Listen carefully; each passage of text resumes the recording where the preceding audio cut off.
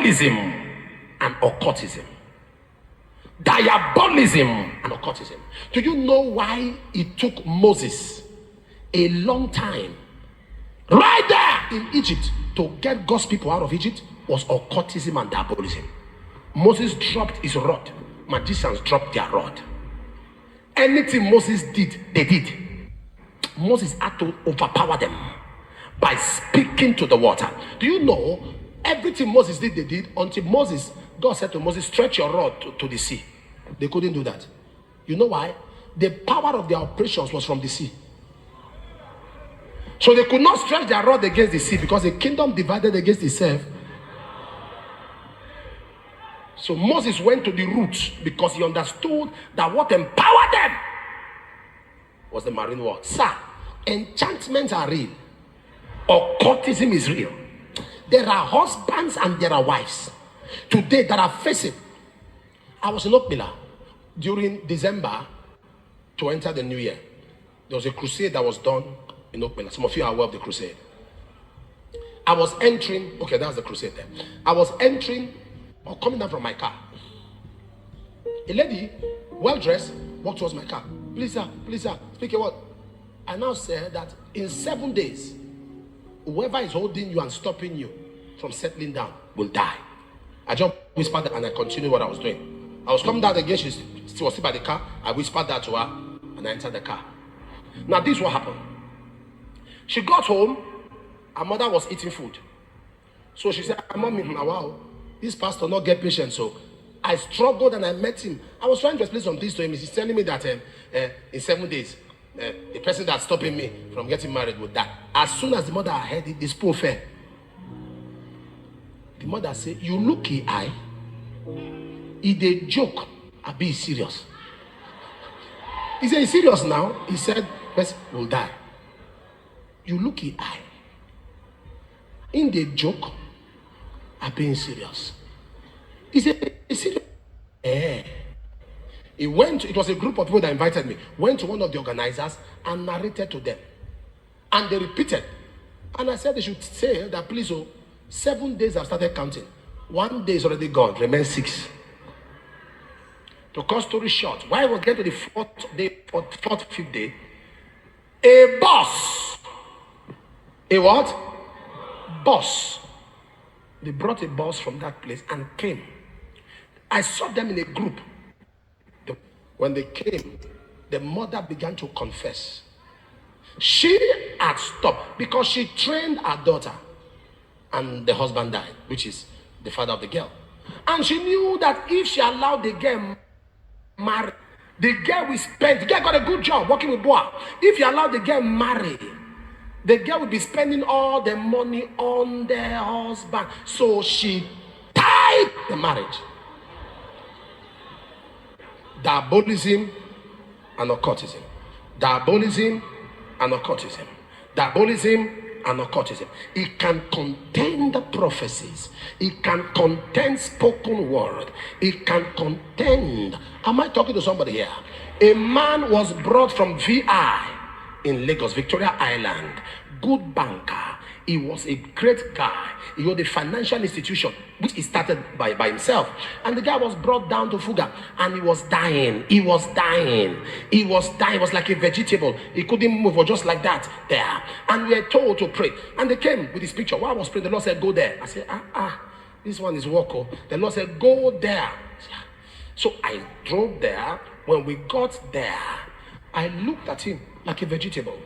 He couldn't speak. Hand twisted, mouth twisted. And I told the wife was wrong. Hey sir, help us. I looked at her and I began to pray. And the Lord said, ask them who is Jonathan. I said, it's Jonathan. Oh, it's my son. Oh, 9-year-old boy came. I held his hand and prayed. I said, Jonathan, what did you do to daddy? He paused. Sir, not be only me, mommy join. I said, madam, come. And they began to confess. And the boy said, now only one vein I collect. I said, vein? What do you do with the vein? He said, for there, with the use and flog latecomer. To flog latecomers. And the man was lying down. This is occultism and diabolism. Witchcraft is real. Charms are real. But there is a power power we possess. He said there is no enchantment against Jacob, no divination against Israel. Am I communicating here? There's a power we possess against enchantment, against spells, against divination, against astrologers, against necromancers, against stargazers. Sir, I came to exercise that power. I came to execute authority. Every spell working against you, every enchantment working against you, every astrologer working against you, today their power is cancelled. Take your seat. Take your seat. Take your seat. Take your seat. Take your seat. Take your seat. Cultizm, diabolism. Cultizm. A Christian cannot be a witch, but a Christian can be bewitched. A Christian cannot be a witch, but a Christian can be bewitched. Galatians 3 verse 1. Who has bewitched you? Oh, foolish. So when somebody is bewitched, they start behaving like a fool. There are some decisions you take that are a product of bewitchment. Decisions that you take that are product of, and can I shock you? Those decisions always appear good in your own eyes. There are decisions, erratic decisions that you take. Decisions that you take. Look at David. David just woke up one day and something said to him, he should count all the men in Israel. He should count them. And God was angry. He counted the men in Israel and God was angry and there was a famine in the land. Bible says because he numbered Israel. What is wrong in census? The truth is, God was not angry because David counted the men. God was angry because David counted on the men. God was not angry because David counted the men. He was angry because David counted on the men. What does that mean? Men in those days are symbols of protection, symbols of defense. The more men you have as a nation, the more eligible armies you have. So David numbered them so he could know how many defense warriors he had. And by doing that, he lost sight of God's capacity to provide, God's capacity to preserve, God's capacity to exempt, God's capacity to fight. So God said, you number them so you can now depend on them. I wish I'm talking to somebody here. I wish I'm talking to somebody here. There are places you enter and they like you, and somebody gets angry and does something, and those same people don't want to see you. Sir, something has been done in the spirit. I am telling you, I've been preaching for a while. Some of you, they removed 37 years from your age, there's nothing left. Are you following what I'm saying? That's why the microphone is not shaking. I've been holding it for 37 years. And I can tell you that there are people today, it's like a movie. The way their life is going, somebody is doing something. Luke chapter 7 verse 32. Luke 7:32. Luke 7:32. Are you ready to pray? So, look at this. Look at the screen. 1 to go. 16.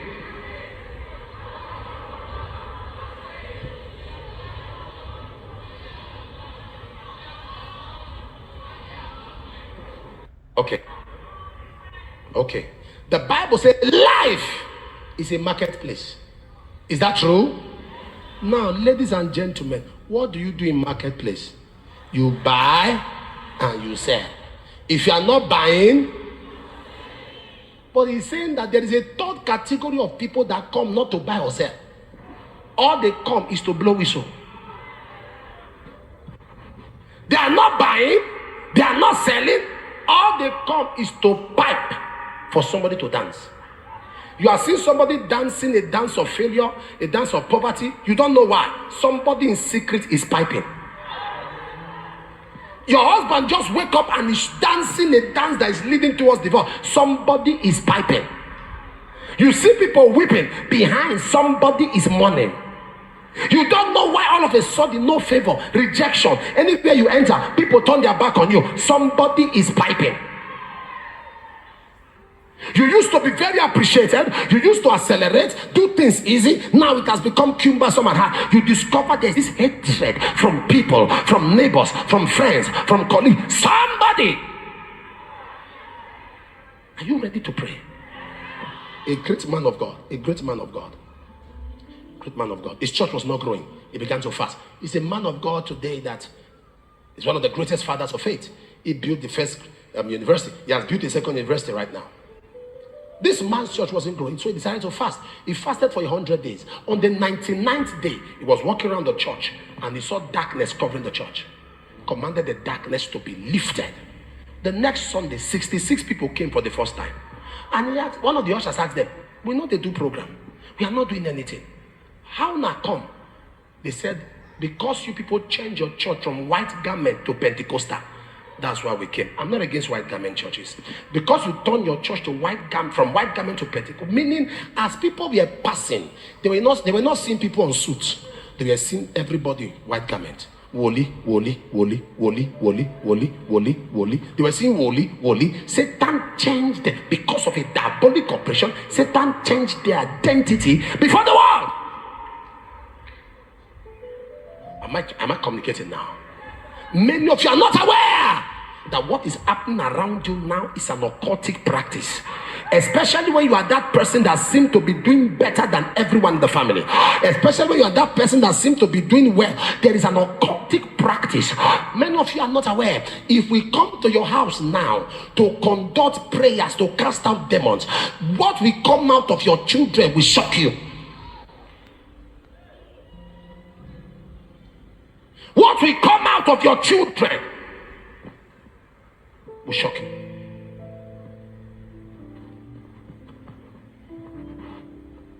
A pastor's wife, general overseer, pastor's wife, was dying. They brought the lady. She couldn't talk. When they lay on the ground, I had to stoop to put my ears to her voice. The Lord said, "Pray." And I laid there. I was angry. I was praying, thinking as a man, with the anointing on my life, as a man of God, she must be well. You can't bring her here and she go like that. God called me. I'm an apostle. God said, "Cool down. Better cool down there." I lay hands on her. "Come out there." God said, "Shut up. I've told you when cases are brought to you, ask me." She is a witch. Yeah. Jesus Christ. How do I say it now? Man of God. I said, "Jesus, how do I say this now?" I said, "Sir, it's like there's witchcraft." Can I just say you are a witch like that? It's like witchcraft. There's some symptoms of. The Lord said, "That's not what I told you. She is." So I said to myself, "Well, whatever has to happen, let it happen." I said, "Ma, with all due respect, the Lord said you are a witch." She couldn't speak. She nodded in affirmation. The husband said, "Eh?" We stooped and she began to confess. She said, this sickness on her is supposed to be for her husband. That in the coven, everybody submitted their own. But when it was time for her to bring her husband, she did not say because her husband is too good. So she was told to carry it. The man was still crying. Hearing that she's a witch. Apostle, what can we do? Can't we cast it out? Can't we? That's how much unconditional love. It was her husband. She said no. There are some men that are so wicked. Even before they get to their wife's turn, they will volunteer.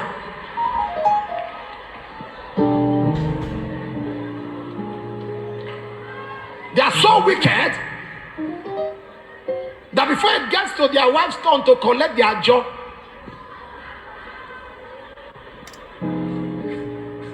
they will volunteer. I'm talking of how life is spiritual. I wish I'm talking to somebody here.